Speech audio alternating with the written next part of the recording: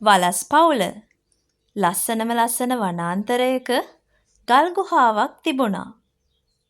මේ ගල් ගුහාවේ වලස් අම්මයි, වලස් තාත්තයි, පුංචි වලස් පුතයි බොහෝම සතුටින් ජීවත් වුණා.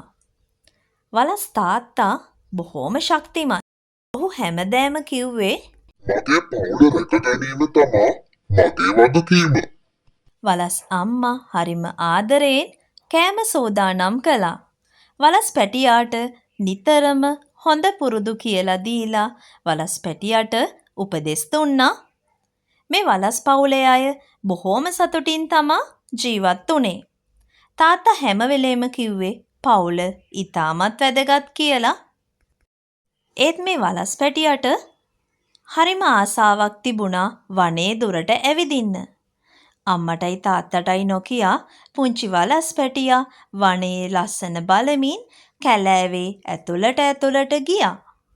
ටික දුරක් යනකොට වලස් පැංචා කැලේ අතරමං වුණා. මේ අතරේ රෑ බෝ වීගෙන ආවා. වලස් පුංචා මහ හයියෙන් අඬන්න පටන් ගත්තා. අම්මේ පැටියා ගෙදර නැති නිසා වලස් අම්මයි තාත්තයි කැලේ ඇතුළටම ඇවිද්දා. පුතේ අම්මගේ තාත්තගේ කටහඬ ඇහුණු වලස් පුංචා ඒ පැත්තට දුවගෙන ගියා. අම්මයි තාත්තයි දැකපු වලස් පුංචා අම්මගේ තාත්තගේ තුරුලට පැන්නා.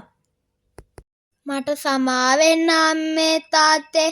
අය මම මේ වගේ වරදක් කවදාවත් කරන්නේ නෑ. වලස් අම්මටයි තාත්තටයි බොහෝම සතුටුයි. මෙයාලා වෙනදටත් වැඩිය බොහොම සතුටින් ජීවත් වුණා. බොහොම ස්තුතියි පුතේ. ගිහින් එන්නම්.